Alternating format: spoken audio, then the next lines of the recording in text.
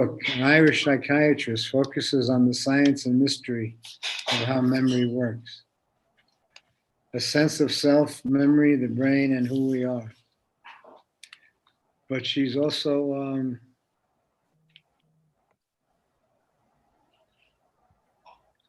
as a clinician, she is haunted, full of doubt and regret, leagues away from the omniscience of these other scientists.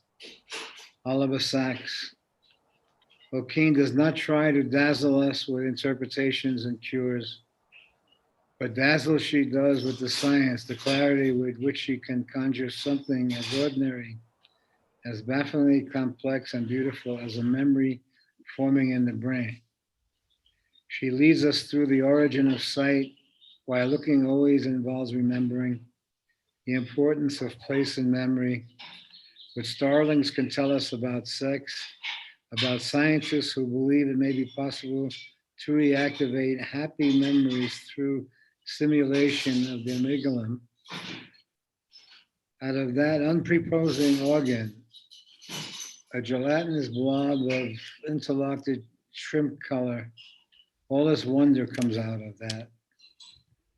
And she draws on her own life with customary tact.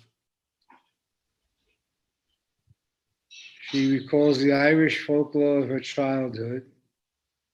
She sees the stories of the changelings as a form of intergenerational wisdom, a way of warning women of the strangeness that follows a birth. She describes her time working in one of the last remaining asylums in Dublin, a setting more complex than commonly portrayed, at their most functional. Boy, so she seems to be an interesting woman, and she's written about memory as mystery. Again, the same memory where you could remember that part of the brain presumably has an experience, and that experience doesn't know time. It's right. Kind of still waiting there, like a scar waiting there. And if it gets rubbed in a certain way, then it recreates in the body a reality. Right. Of flight or fight or management or whatever. So when you start to see not only the moral management that a person is trying to do in their life and still keep it human, you see that the body has also been going through keeping it human in some way, that you're moving with it.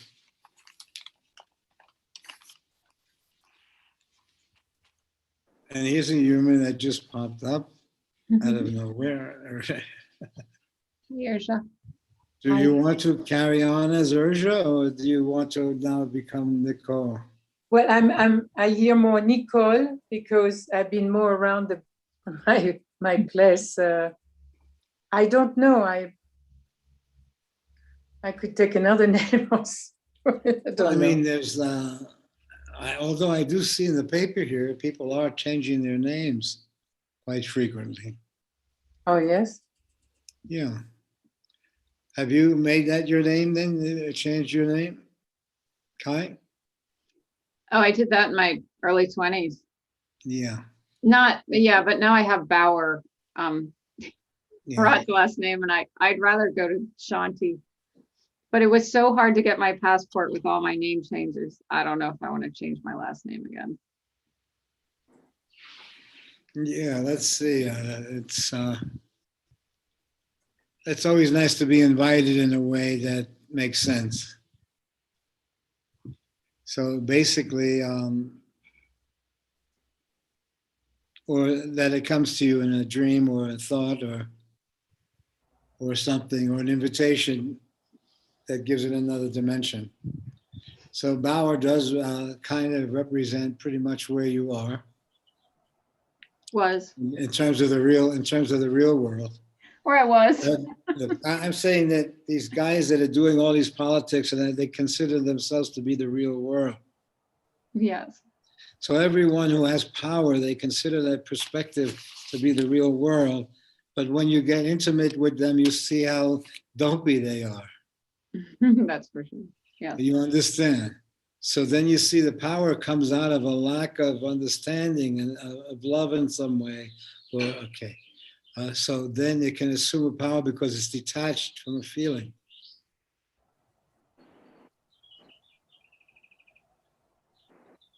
And then no matter what shit they talk, once you see that phenomena happening, that in privacy it's purely stupid.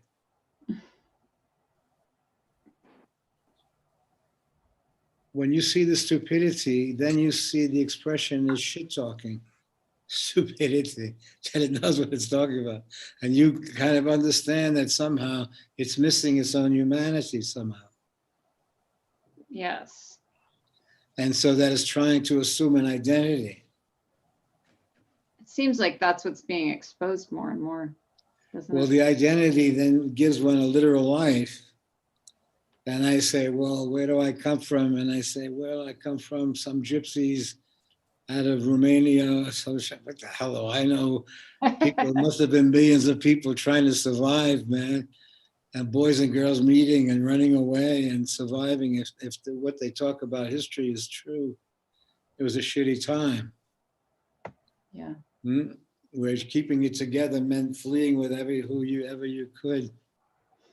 You know, I mean, just to save yourself. That's the stories that you hear.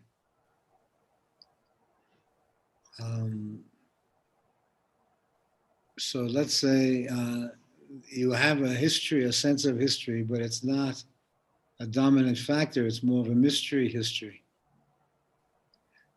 And what if you take this ancestor.com? Have you tried that, Erja? Which one? The ancestry thing to find out No. your relatives or something? No? No. No. How are you, Derek? Doing okay. Thanks, Dan. Good to see you. Hey, I mentioned this book here, and it's by an Irish woman. It says here, Irish psychiatrist, focuses on the science and mystery of how memory works. The sense of self, memory, the brain, and who we are. Veronica O'Keen.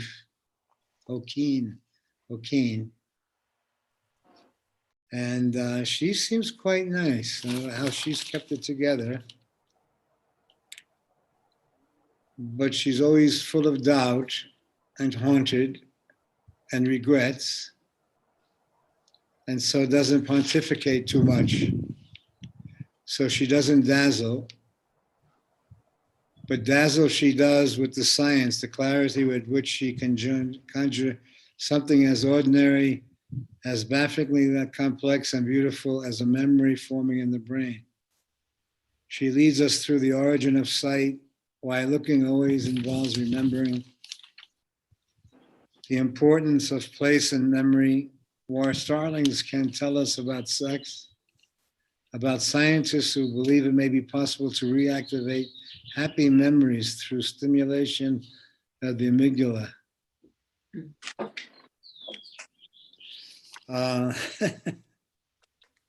Well, that's what I'm saying. She draws on her own life. That was one thing. But then below that was another about these wobots that they have. And if you look online, you can see what robots are.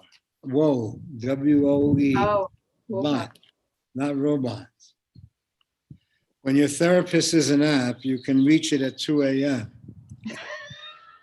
But would really understand your problems, or is a human connection essential? And so it goes into this whole story about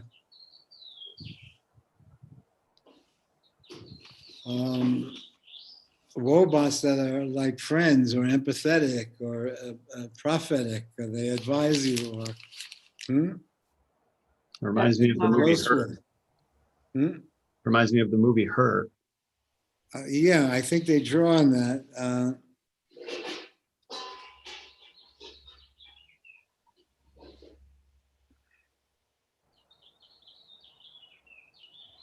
This is the conversation. I understand that you're experiencing a relationship problem. Is that right? Yes. Okay, I'm delighted that you want to work with this K. I'm good and bad news for you. Which do you want to hear first? Good news. The good news is I have very powerful skills that I can teach you. These skills have really helped a lot of people build better relationships. Bad news. Bad news is that you would have to be willing to accept 100% of the responsibility for changing the relationship. Why? Because you're only ever going to be able to have control over your part of it. This conversation may sound like a fairly typical therapist session, but in this case, it was directed by Wobot, a therapeutic chat box with the psychiatrist's couch swapped for a smartphone screen. The app presents itself as an automated therapist, which finding a real one can feel like a logistical and financial responsibility. At the same time, the need for the therapist is only growing. During the pandemic, about 4 in 10 adults in the United States reported that they had symptoms of anxiety or depression. At the same time, the federal government warns of critical shortages of therapists and psychiatrists. So, okay, this confluence of events has created something that called a WOBOT, WOEBOT, I think is the website, and of this woman here, Allison Darcy, a psychologist and WOBOT founder.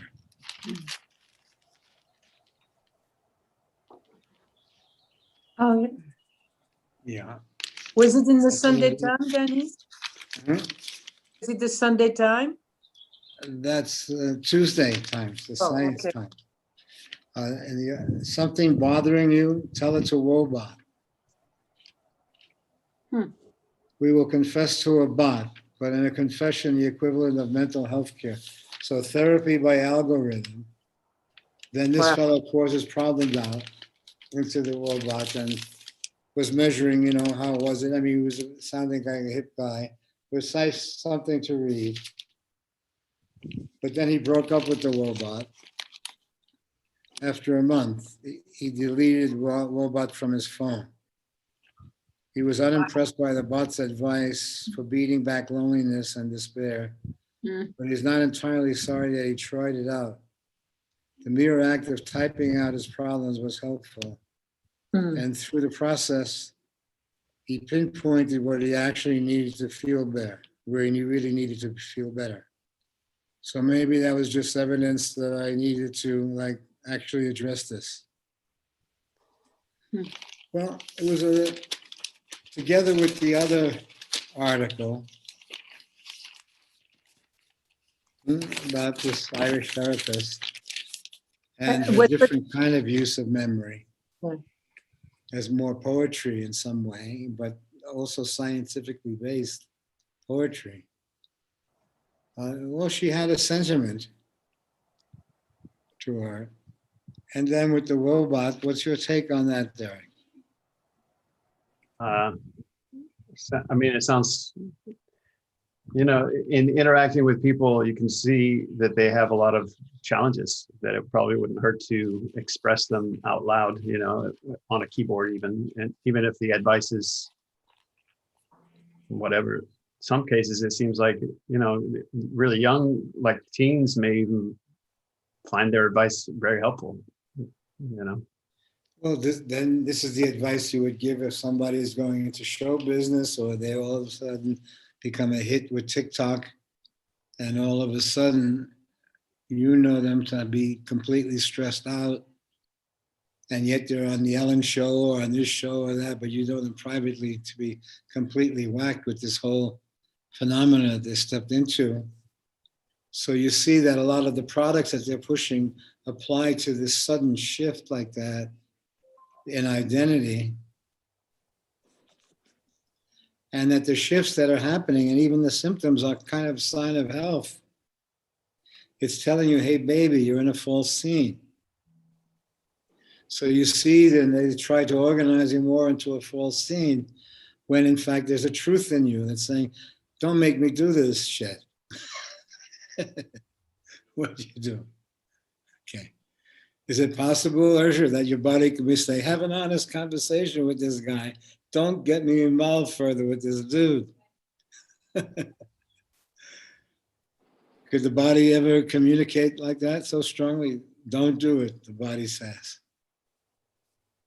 Now, I don't know if it's an order as much as a suggestion. Has your body ever instructed you, Urja, not to do something that your inclinations? Sometimes the mind meddle with it, and So then there must be some kind of arbitration going on all the time that we have very little sense of unless we see a symptom. But the premise is we seem not to wish to be reminded of our relationship to the body. Mm.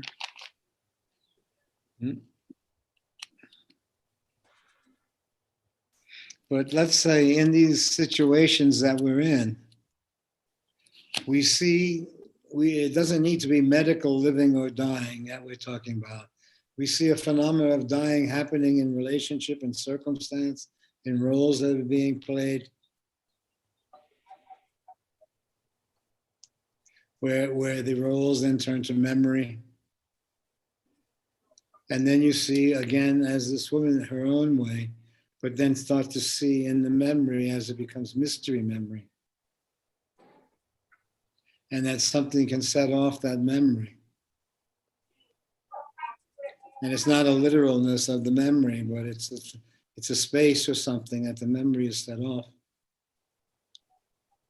And you see around that is a kind of departure from the regular world, as one is almost exploring a whole other dimension in themselves, which is not so literal, where the life has not been so much a literal survival element. There was a film years ago called I Am a Camera. And the person somehow became a camera and just walked through the streets interviewing people or whatever, but they were he was a camera in nature, looking like a person, I think, as I remember, maybe a Scandinavian. I think that as I look into the story until it literalizes around action,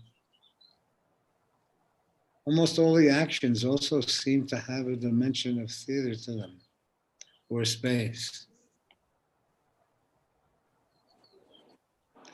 Now, did that space pre-exist a year ago, or 5 years ago, or 8 years ago? Or to what extent can you be in a literal story and still have the creative dimensions of it?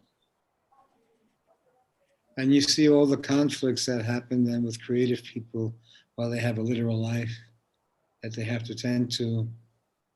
They also have another life that there may be a hard-working life or a creative one that demands their presence or whatever.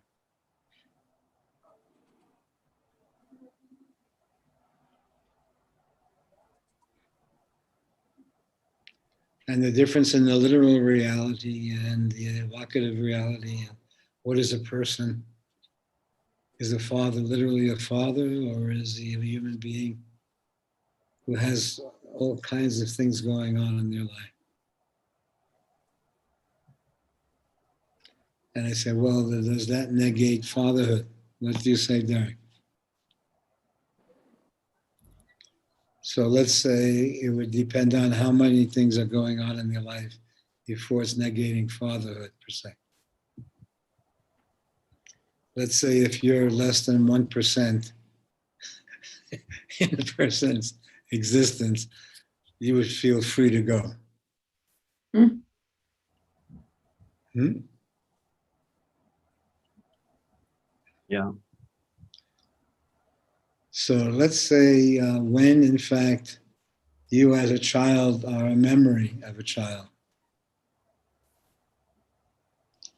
what would be a memory of you as a child? That little bastard would not stop crying. Aww. Something like that. And then your mom would say, oh, just like Kai just did. Right. So we did it correct. We just sent you back 40 years.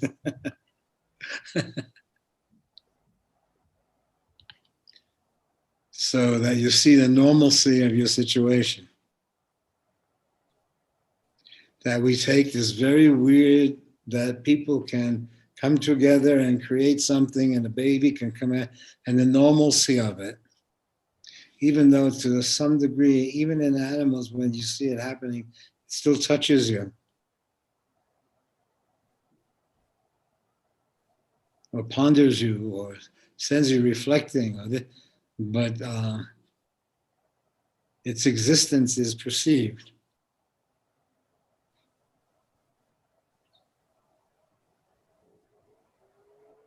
What do you make of it then? Me? Yes, let's say you had 3 sons now. You're not only a son, but that you have sons. And they say to you, what? Will you sell these damn guitars already and Get a job. get a job? So you think sons would be on your case to get a job? Oh, no, I don't know. I guess, wouldn't it depend on how you raise them? Well, they would be on your case to get vaccinated, wouldn't they, Kai? Let's say he's got 2 sons. They said, will you stop it already? Come on, go ahead and do it. And I said, look, I don't feel like doing it. It's just like, I don't need all the schemes and everything like that, even though I think it's out there like that.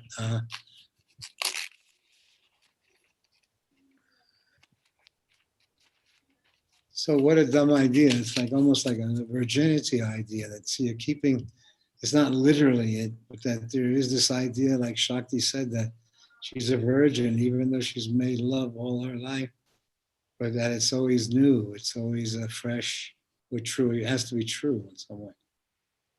So then she saw the difference between having to do one's karma in the life, but that there was a virginity in relationship to the Dharma.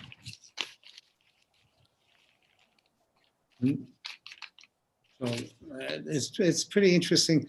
I guess if you ponder when they say, what the hell is going on?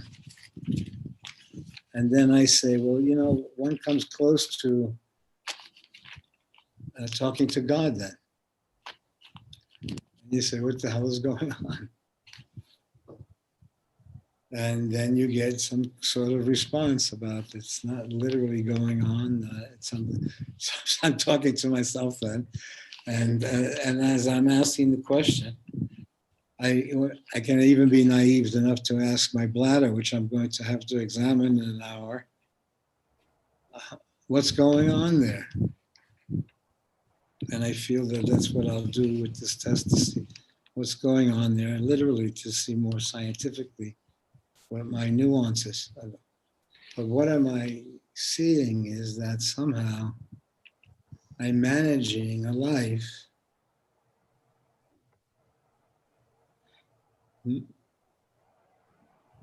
I'm managing a body, I'm managing a form, and they have very vocal.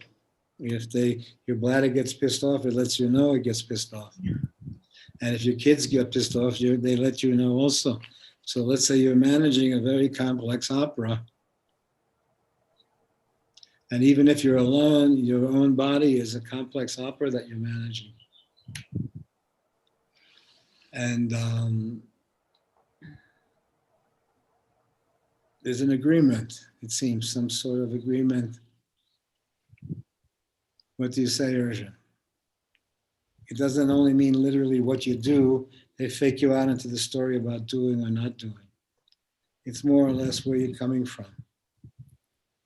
And when they attempt to organize it around fear, there is an inherent resistance to the fear, or a way of glamorizing it so you don't have to be concerned with the fear of it. But betwixt and between is in fact an intelligent movement for a human being whose relationship is to the human feeling or human experience in some way. So even if they choose a movie, they'll choose a movie that will touch it in a certain way. If they choose something to read or to see, or even choose a mate, there's still some element that running through it. And so therefore it's, when she said virginal, it was a relationship to that movement.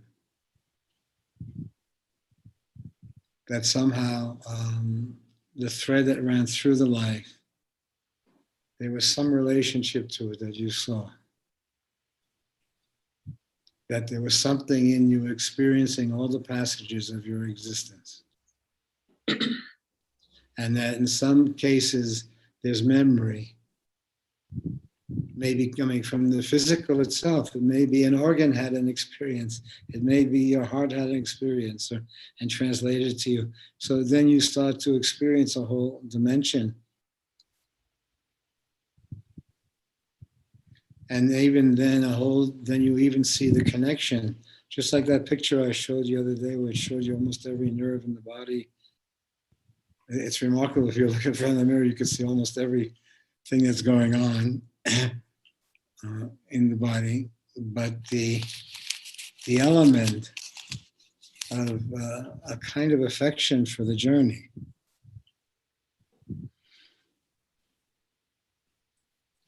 that resembles very much an affection that you would have for a film that touched you, or something that moved you very much. And you see the thing that moved you very much is also part of you somewhere, where it's moving in parallel time with something else. So I'm experiencing from this perspective, memory is literal memory. If there's a UPS guy that comes to the door or something. Okay.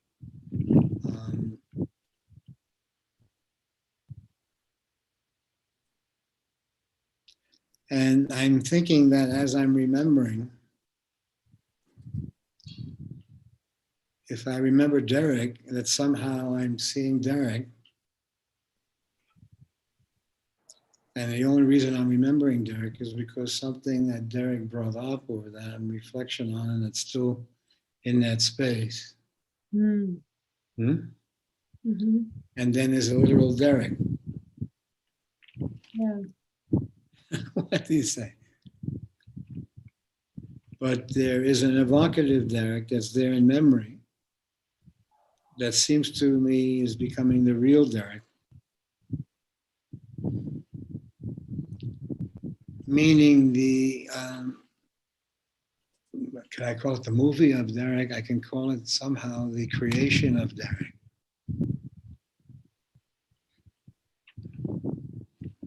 The normalizing of a Derek into a person, into a literal life. How much would the movie of Derek cost? $42. $42, that's it. That's pretty cheap, huh? You're being shy about it. Hmm? You know, I mean, just Okay, like but I'm not, it's not a trick, but it is to see the different phenomena of the regular day, how creative the normalcy of the regular day has become. But in its interaction, the normalcy of it, at the same time that one has almost become a movie or a creative life, almost everything is not so dependent on logic for its existence. And you perceive that.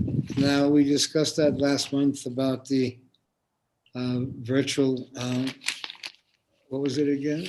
Called lucid dreaming. Yeah. Mhm. You know, and the phenomena of waking up. For some people who dream but don't wake up, they're still sleeping, but they're up and they act out in some cases. But as far as the exploratory dimension was, lucid dreaming was a place you were trying to awaken with the use of hallucinogenics and things like that. That you saw things from a different angle. And so then you also somehow, there was a group that so creatively, the one horror for them was literal working. So they formed acting crews and things like that, and they created a creative life Mm. because they saw somehow that forced labor to survive was a kind of imprisonment. Mhm. And so they're always attempting to find their way of being free. And so love affairs and neighborhoods and friendships allowed a dimension of a private conversation that was hidden from the larger authorities. Now, that may have also happened within families where kids ran away, fell in love and ran away, and had to hide it from their families in order to part from them. Because you see, they were managing. So they had rules, they had religions, they had rights of what to do. But you see, oftentimes that falling in love outwitted everyone's preparations or demands for you. That somehow they had to be free to find the voice or to find that love out there, even though it made you scared. That scared came with the thing, it's an intelligence of scared. But it would also be scared like you walking, we'll say, in a tough neighborhood in the nighttime alone or something. You would have your eye out, manage what you were doing or whatever. So, so scared is not stupid. Scared is one of the experiences that is letting you know that something may be happening. Mm. So you see, have all those senses, a palette of experiences. Acting out is comes from a different place. I think that you would have to, I think that you would be fearless. So I think you would act scared. Probably the beginnings of acting scared. They say, okay, act scared. Mm. And I guess you had to imagine an event in your life that allowed you close to being, that you can make the connection fly back in memory. And so that was a tactic in many of the acting studios at the time, was drawing from a memory that was not yours, but that was kind of inherent in the thing. And so locate scared, it became organized.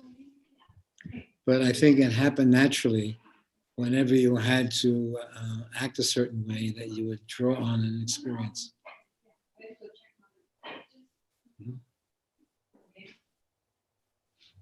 What do you make of it all, Urjan? Since you took up being a death doula, and death doula, I guess, meaning someone who somehow has dealt with, was dealing with the fear inherent in the social fabric or and in the body, and yet at the same time going about watching Netflix and having French conversations and going out and looking off the balcony and having a civilized life to some degree. How does it look? Well, I meet more and more people in my building who are telling me about their broken heart. You know, what has happened in their life sometimes is horrific. And how they survive and how they're dealing with it now. I'm not offering any advice. I'm just sometimes just listening. I Yeah, so don't give advice anymore. Well, that's what this robot does. This robot, you know, listens to you. Yeah, but it's different. Well, they say they've made it pretty close now. So it's pretty close. I'm To not. say to a person, their sense is, there's the woman again who invented it. Something bothering you, tell it to the robot. Eli turns to the robot. He was a 24-year-old college graduate working in neuroscience lab in Philadelphia. Having grown up with an academic father who specialized in artificial intelligence, he considered himself something of a technologist.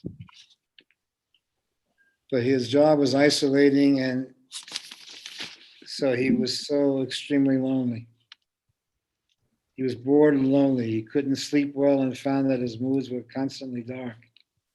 I was just having a really hard time adjusting, and I didn't have any co-workers I liked. It's a very tough period for me. So he went and got a robot. And so his use of cognitive behavioral therapy has a philosophical and practical logic to it.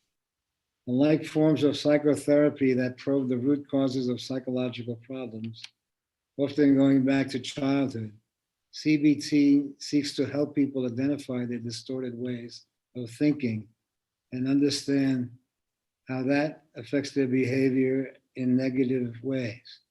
By changing these self-defeating patterns, therapists hope to improve symptoms of depressions and anxiety.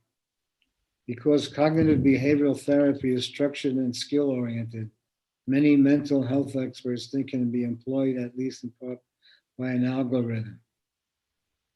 You can deliver it pretty readily in a digital framework, help people grasp these concepts and practice the exercises that help them think in a more rational manner. Whereas trying to put something like psychoanalysis into a digital format would seem pretty formidable. But they say that they have put that into a format where, but this guy took it then with his loneliness, and he said, but he felt that again was like, after a while, like Siri. It was just answering back to you, it wasn't saying, it was kind of dumb. But then others are saying how it became a real friend to them, just like people are saying how dogs have become a real friend to them. I think dogs are different than a computer. Well, I'm saying, you see, they're all, I would say it's all pretty much, feeling was always this question of artificial intelligence. And in fact, that was there in the movie. What was the 3 films again, Derek? Which ones? Waking Life? No, Which one? I was thinking Waking Life, just from the. No. The three films that they made about where the people were just dumbed out watching Netflix or something while their energy was being taken by this agency. The Matrix. Yeah, Matrix. Yeah, the Matrix, so the 3 Matrix there, and then there's a rebellion by people who want to live naturally. There are three of them. Yeah. The premise is that there is a group of people who see the artificiality of what's happening in the larger picture, and what becomes the normal conversation or normal situation. But that these people see the artificiality of living that way. And they see why, because these people are dumbed down with a kind of reward. So their premise was what happened, that they weren't eating food, they were eating a narcotic called food that their body craved. And that even the pharmaceutical companies, all of them, were creating not only a thing that may help you out for the moment, but creating a craving. Yeah. And you understand that they discovered craving. With Now, they chips. may wrap around a narcotic around it. They may wrap around a loneliness around it. They may wrap around love quest around it. But they located that there's a craving in the human being. And that's why it renders them dissatisfied to some extent with the status quo, unless it's rewarded or this or that. So that there are artificial cravings around something that seems to be true, that there is a yearning, there is. Now, whether that yearning means that it's crazy or this or that, or means that in fact it has a calling in itself.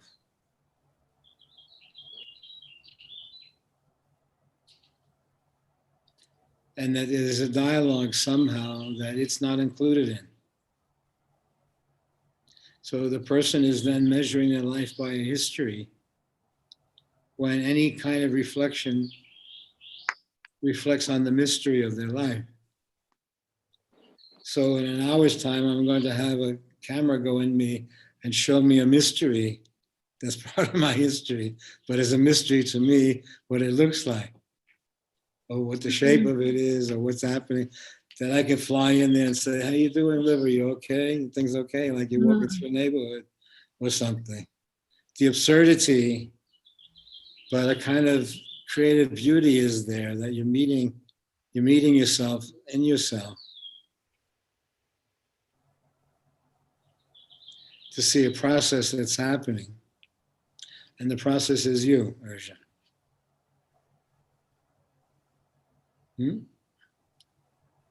I think when you look at the process that's happening, and then it comes to you and says, Urja, what do you think? You get a look inside your body. And then the picture of the look inside your body then says to you, has a conversation with you. And you say, Liver, how you doing? You want to hang around any longer, or what do you think? Okay. So you see that you're taking a vote. You see where the vote came from originally. That they all don't always agree. You would like to get them all to agree that they'd like to hang around for another year or something like that. If the liver is pissed off about something.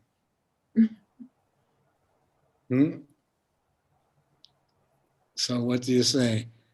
Is it dopey to make some kind of creative sense of where you are in time with something? No. But that time is a different thing for you. It's more creative time. And the creative time is that somehow the literal us, the literal me is taken out of the picture somewhat. Yeah. Largely. And it's more of a creative thing that's unfolding. And something has given us a kind of space and relationship to that thing that's unfolding. Before it's it's still, sure, how's everything going kind of situation. You still into it? Urja? Yes. Yes. Well, I'm talking about not only the literalization of it, I'm talking about each of us have a situation that I'm asking, are you still into it? As Urja's situation is, Urja's doing her thing.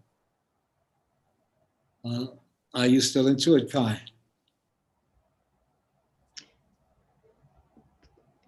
Now, it may have you reflecting on the itness of what you're doing. Exactly. Because I'm very into my work. I'm very into the work I'm doing, and I'm very into my kids. So what happens is that there is a moment where you become aware again that it's a work. Just like we'll say, Mary may be running a store. But then you have a moment where you say, no, it's come out of the work. It's not, it's friends and goofiness. And okay, it's your thing. So let's say, that's what I mean by a hey baby conversation. That somehow there's a creative, to some degree, awareness. You guys still into this scene? What a heart to have conversation. Holy, the simplest them that I could say, I'll write a book, a 10-second conversation that will take you 10 years or 10 lifetimes to get to. That there will have to be deaths and losses and hurts and yet it's right there, only 10 seconds away, a glance away, an accident away. And you see that your presence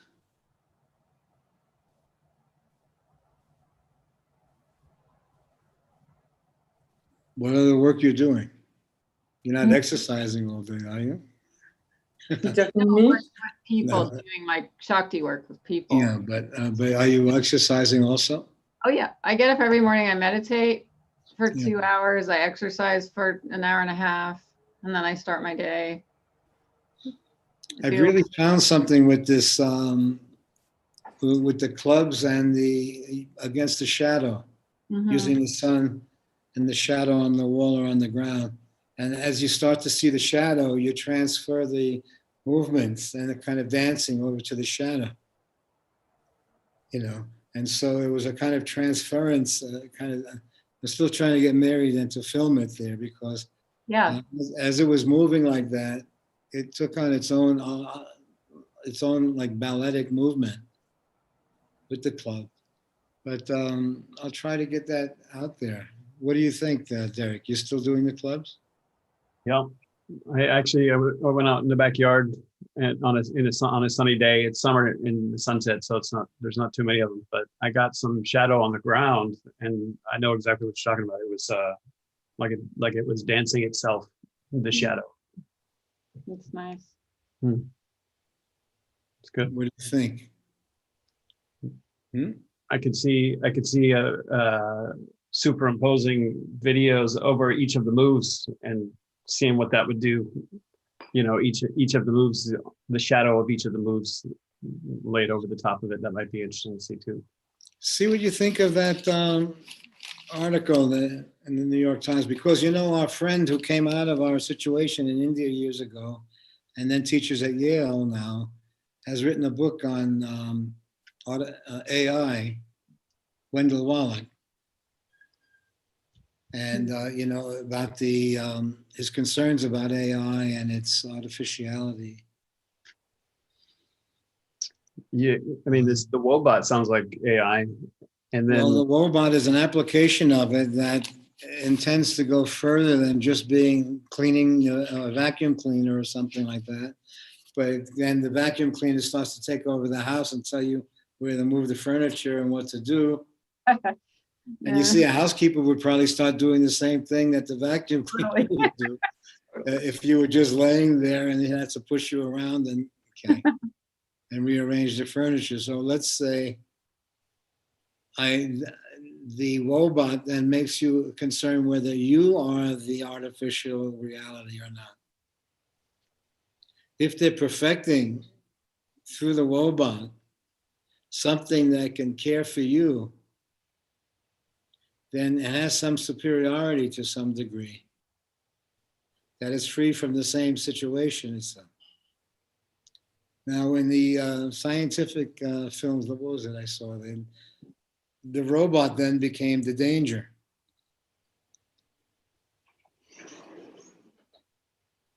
So they just saw the robot as an evolutionary phase.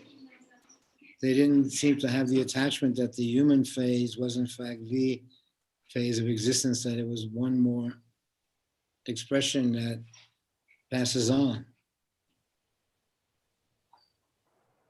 Like most of the species, according to them, have passed on. And then you see passed on happening. But it's specific within the framework. So what happens somehow when you see that the passed on event in the future is in fact in the present? And that somehow there are movements inside of you that are moving in relationship to a future, but they're moving now in relationship to this future. And let's say if I get an examination today, I'm going to see to what extent these events will create a future experience for me. Mm-hmm. And so I see the past, present, and future happening within my body there or whatever. It has real defining elements about what it's doing.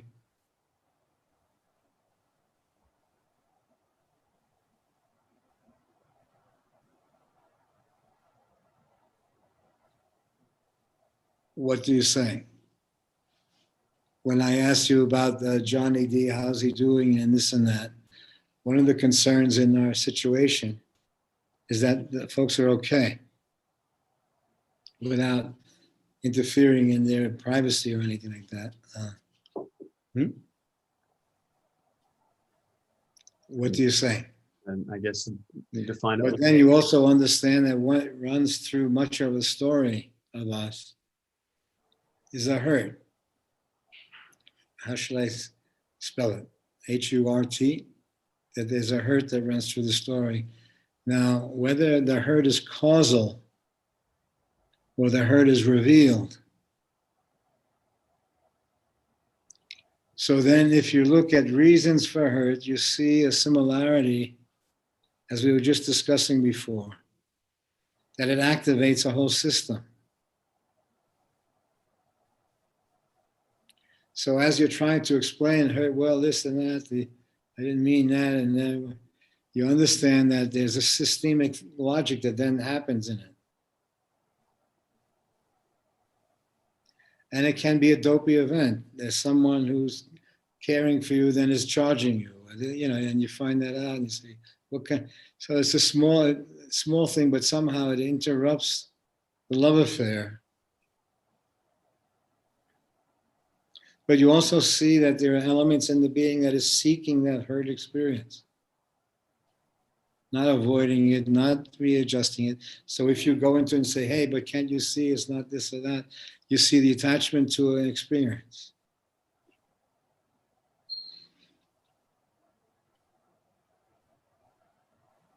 It's almost as if the person can go underwater with the experience holding it at their own. It's theirs in some way. And so you visit a hurt. And you, in your own brain, you can also see the elements of the cause of the hurt in some way, but it still doesn't explain the magnitude.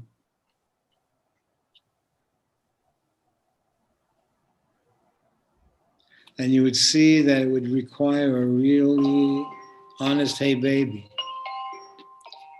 Let's see what that is. Oh, may I answer this, Spiro? Hello, Spiro. So you made it then? I don't know, two. Is there a two in making it? Yeah, that's right. No, making is just waking up. Yeah. The two is left to you. You wake up to a two. But it's really a new two. You don't have to do it. Not that you don't want to do it. This is wanting is not the thing, but somehow you die and come back a little bit. Yeah, and so then basically you work with what you have, okay? Well, I think that you have to understand, it's like, who are you doing now? What the hell's his name now? What actor would you be doing?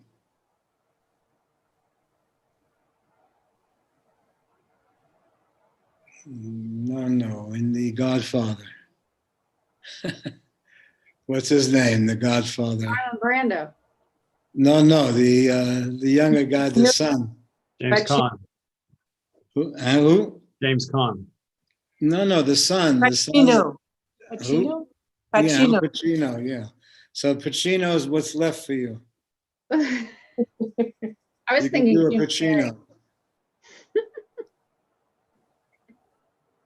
Yeah, I think Pacino is probably best. You can actually talk as if you know what you're talking about. So you can do assertive when you need it. Like didn't he do that mafia guy there? Or okay, yeah. So you can do that, or you can do when you need it. Yeah, and yet have a girlfriend to walk the streets of New York with and goof around with, and hold up a bank for another boyfriend or whatever to get a sex change or something. Yeah. So what movie would you like to be in? But is there any literal, physically you're okay, aren't you? You got the operation?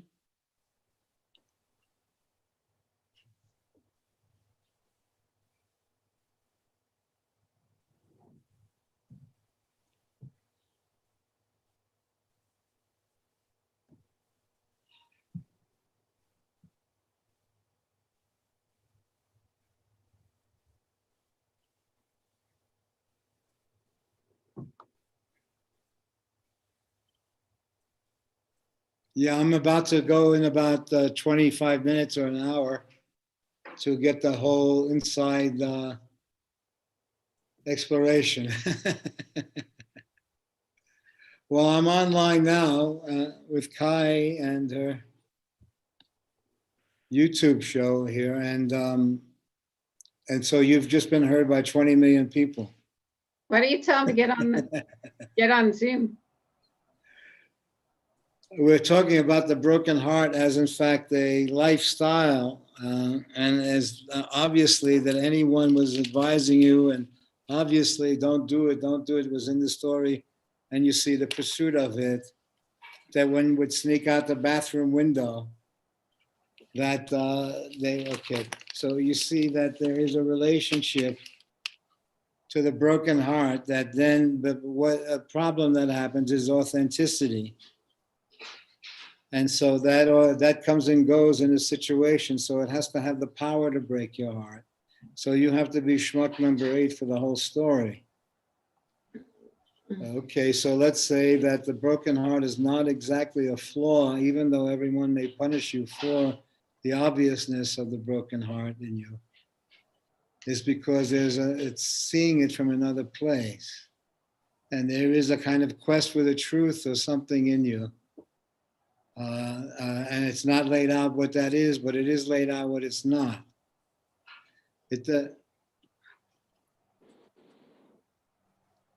No, then it's transference. Then it would be like if I'm, yes, but if I'm talking to Kai here, and then you could see that she's worried about her child's broken heart.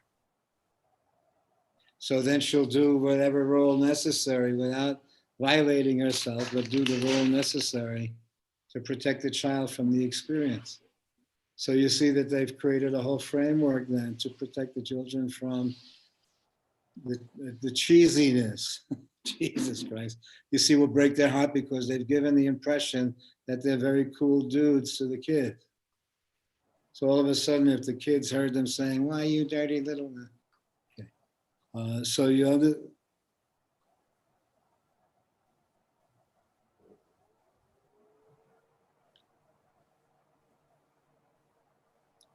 There's no withdrawal. There's an experience that's hidden in plain sight.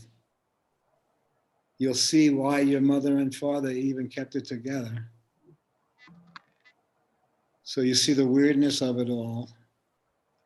But you also see that somehow for you it had to be true for you to be in schmucky situation. So basically it's not so schmucky. There's a historical thread that runs through it that may go back a few thousand years. And so my feeling is it is an experiment, but as it is now, it has worked deeply enough to fuck you up for a long time, but not in a way where you're crippled, but it does have you where you see that memory is a big deal. And we were just reading a certain book that just came out by this woman about the broken heart, as a matter of fact. I don't see the page there, but it was worthwhile. And then we were talking about this new thing called wobots. Are you familiar with that? It was in the New York Times, I think yesterday, or Tuesday Science Times or something. And the wobot empathizes in a whole company, and they're remarkable, supposedly. And it's wobot, W-O-E bot. But let me, I also will have to now go to the doctor soon, so let me get back to the talk here. And if, well, I'm here for you anytime, you understand that.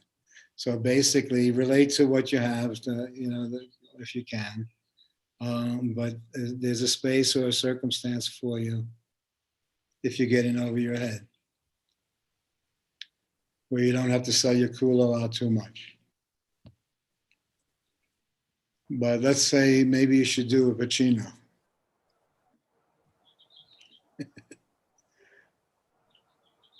We'll see you later. Bye. Bye. Bye. Whoosh.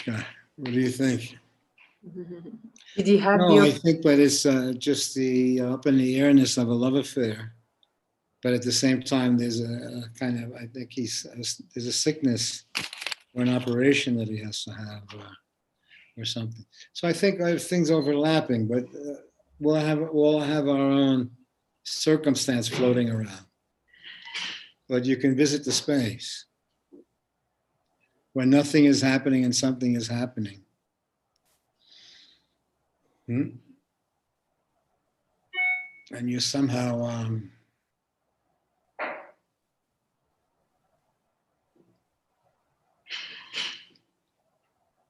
you're protective of the person,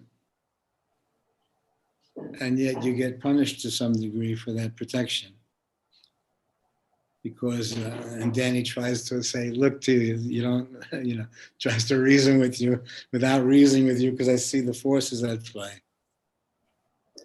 But I'm saying that somehow it coming out of a mutual feeling, but you can't trick someone into a mutual feeling also. So that's the person really has to look to you for that perspective. So, what do you say? We each our own version of this experience. What do you say? Are you into it? yes, and yes. I feel something sometimes is resisting. It's hard to let go completely.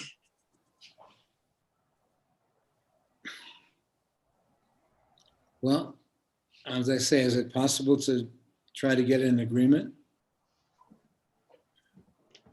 With the I've body? been trying that to some degree, where that's why I'm doing the exercises that I'm doing, or of the body just floating around or whatever, but still lifting some weight, because it's I'm kind of aligning the senses to some degree out there with the exercises. But I am kind of conscious now that the hanging out is an agreement. Now, I don't want to only literalize it as agreement, but it would become clear if you saw that you were organizing something creatively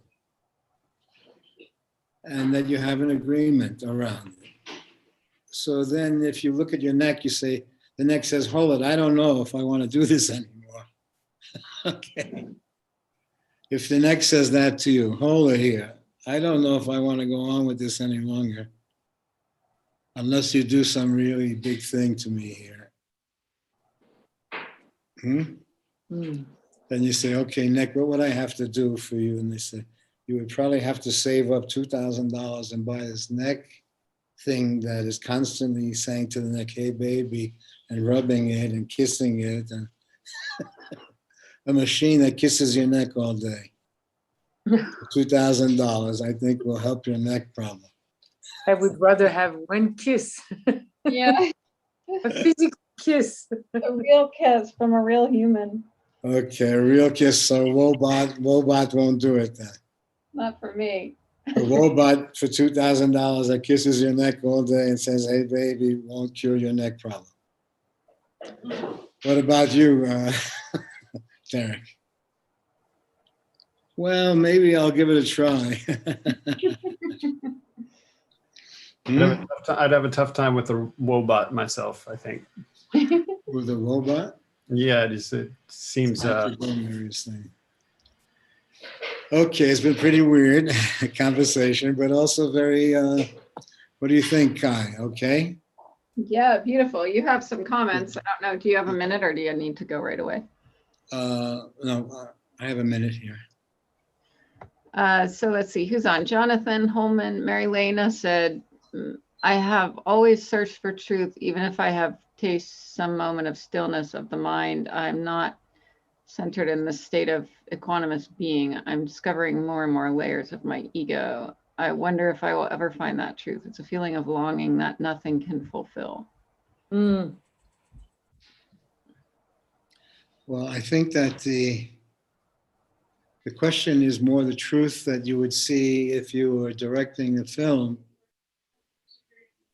or creating a stage But as a creative act looking in, when you look at the creative act, it is not your possession. So it doesn't have your history in it. So from the creative perspective of your life, you see the mystery that's run through your life. And then you see then that many of the things that were flaws or screw ups or whatever were in fact creative acts that were not organized into the status quo. So you run into the creative dimension of your existence, which has a different time to it. And when you see the life from the creative perspective, you see that living and dying are almost making love with each other throughout the existence. And it doesn't mean death. It means death to the ego and to the fear and to, but that it loses its power. But you see that living and dying are like breathing in and breathing out, or left and right. There's a dialogue and sometimes an argument going on. And that is being managed. There's a physical aspect of it where we'll say the immune system and other agencies are managing this living and dying process through time and space. But that there's a you that is riding this living and dying experience to have the experience of life. Now, when you enter into the literal life, you start to assume an identity, and that identity then has a history, and then it acts out a history. And so it has a parental history, so it acts out to some degree a continuity, and its premise is that it should have a baby and a family, and so the logic of it is continuing. But then there are events in life that sometimes throw you into a soul-searching reflection where you re-enter the story from a different place, where you come more from a mystery than a history. You discover, you discover through reading a diary after your mother dies that she was a woman who happened to be your mother, not a mother who happened to be a woman. You saw what the neighbors saw, what everyone else saw, but you discover it. And when you discover it, you see you come more out of a mystery. You were there before you were born. You see the nature, the love affair, what was going on. So you see a parallel life. The literal you and the evocative you are coexisting. And to some degree, when we've had the children were pre-existing and created accidents and situations remarkably. They didn't see your life from a different grid. You see the accidents and the screw-ups and the failures and the successes are all an interwoven quilt. And the one missing in seeing the whole experience is the one who's engaged in it. Because you see that there's a driving force within the being to have a whole experience of life.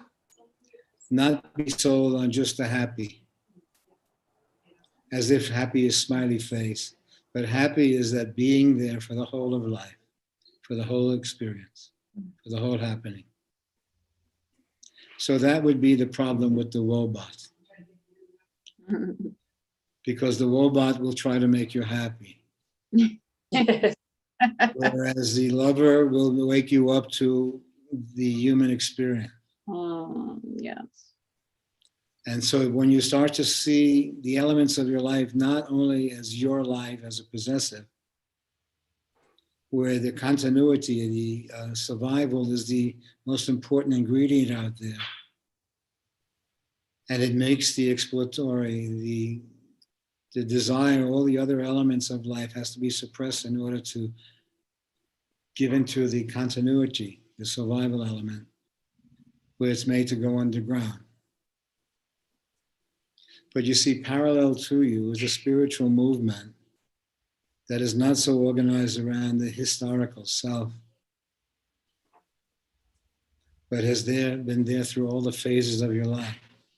And as you see the phases of your life, you see almost the 5 or 10 movies that your life has been.